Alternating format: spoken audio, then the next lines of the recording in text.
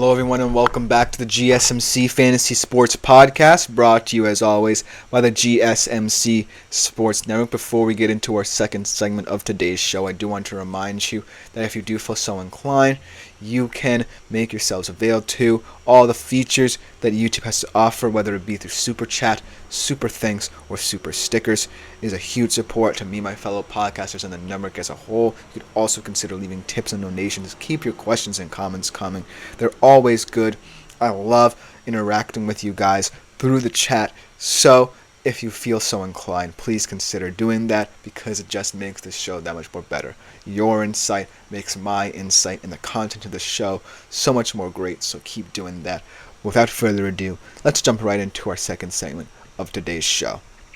And this is another running back room of contention. We switch from the NFC to the AFC with this one. It's always been a huge debate surrounding this room, and it could be the X factor this year for this particular team because of the profile of their offense. There's not much excitement surrounding it, even though they have two QBs who might work out, one with a little bit more upside than the other in terms of long-term success. But the overarching sentiment when it comes to this offense is that it really does not have that many weapons. So the running back room is definitely going to be scrutinized very heavily as the season goes on. And that is the running back room of the Pittsburgh Steelers. And everyone seems to be talking about, is it going to be Najee Harris or Jaylen Warren? Well, I'm here to tell you that I think that the direction of this running back room is going in a way that could really help the Steelers. And here's why. Let's start off with both of these guys and kind of comparing them. So Jaylen Warren did have a hamstring injury last year, but he's expected to be ready for the season opener, and I think that at the end of the day, there's a lot of excitement surrounding him. Let's talk about the presumptive starter and Najee Harris a little bit more to start this conversation going. He had 569 snaps in 2023.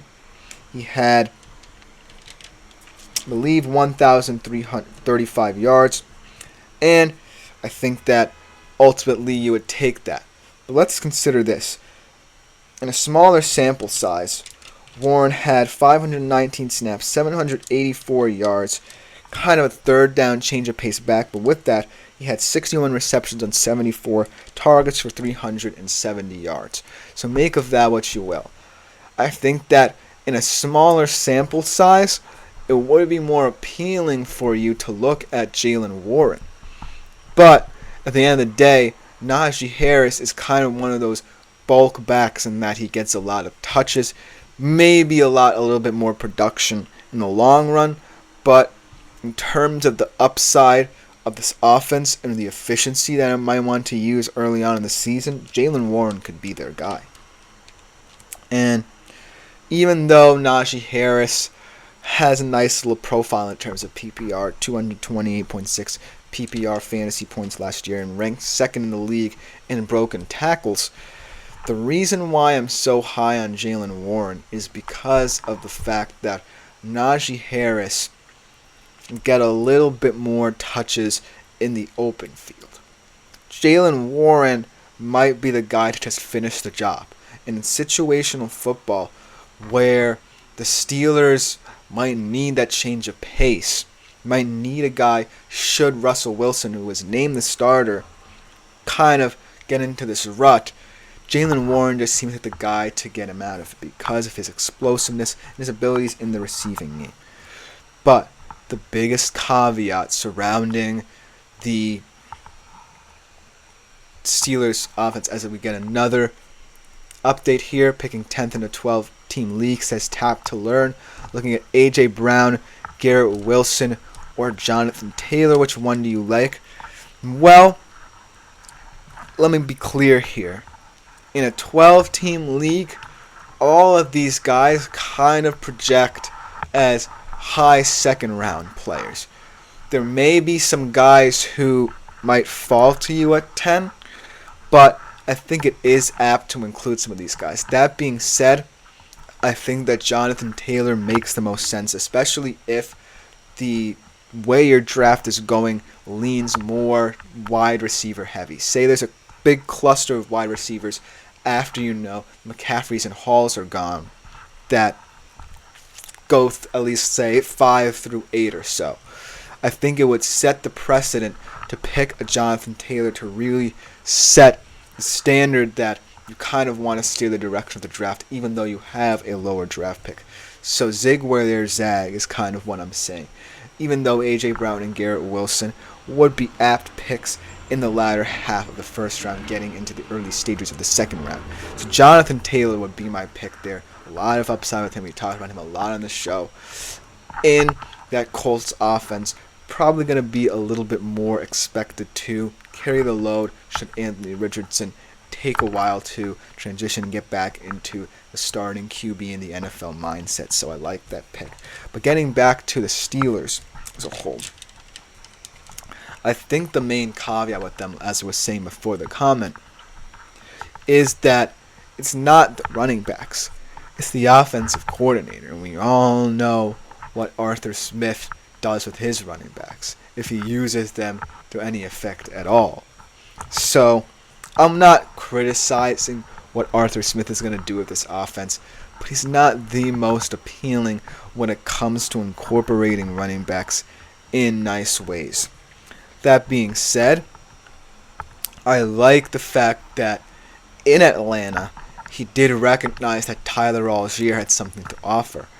So when I compare what he did in Atlanta with what he did in Pittsburgh, maybe that kind of favors Najee Harris a little bit, because Algier is more on the ground and pound guy, and that's what I think of Harris at this current moment in time.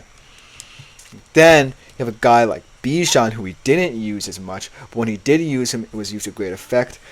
Got a lot of scrimmage yards out of him. He did use him very much so in the receiving game. So I think my prediction for this running back room will be that Harris will get the bulk of the carries. But Warren is more of a weapon in the receiving game. That being said, I still think in the open field, Najee Harris could get some receiving looks as well, especially if you want to shorten the passes for Russell Wilson in this offense, because I think that the idea of this Pittsburgh Steelers offense kind of simplifying things really leads to Russell Wilson as well. I think what he did in Denver was too much.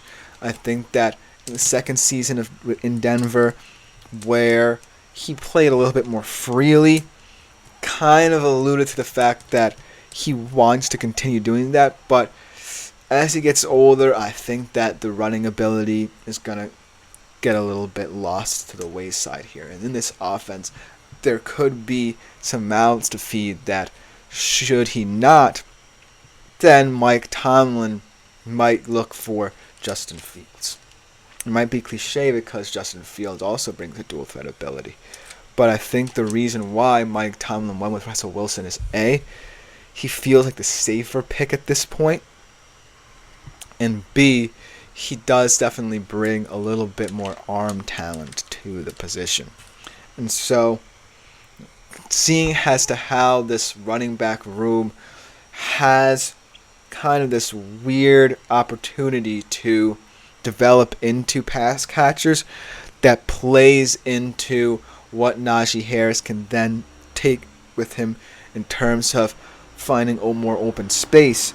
But I still think at the end of the day, it's going to come down to Russell Wilson himself being able to diagnose how these running backs are playing and just going with the hot hand here. And the hot hand may tend to be Jaylen Warren, especially if they put together more red zone drives. As Tactulern says, I have either of these guys that are on my bench and maybe a desperation flex.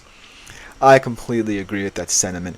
I think that in a deeper PPR league, Warren might make a little bit more sense, but at the end of the day, the contention surrounding this Steelers running back room stems from the fact that they may have to get desperate to really incorporate both of these guys' versatilities into this offense. And with Arthur Smith and what he brings, I don't necessarily see it as much. But If anything, I think in the receiving game they could really help. That being said, if you start Najee Harris over Jaylen Warren, you're going to see more stagnation in terms of ground and pound style. And I don't necessarily think the Steelers want to be that. So I completely agree with that sentiment, tap to learn. But to kind of sum up why I'm bringing up the Steelers running back room, it's mainly because in that AFC and especially the AFC North landscape, when you have two guys who are not necessarily quote-unquote committee guys, they have these roles, it's going to come down to the logistics of the offensive setup. And I know that it's going to be weird, especially with Pittsburgh, considering the fact that they're not necessarily known for the offensive side of the ball. But it's going to come down to how Arthur Smith really sees these two running backs and how he utilizes them. That's all I can really say. I don't necessarily think they're fantasy studs.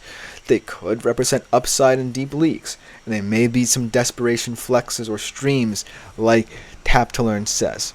But don't count on them, really having settled roles that you can rely upon week in, week out.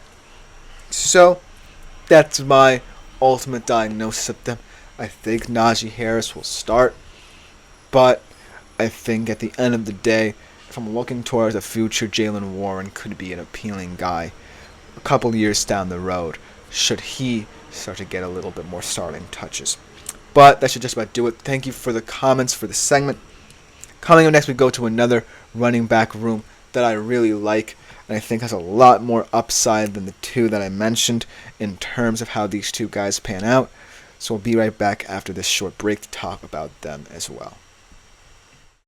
Looking for your daily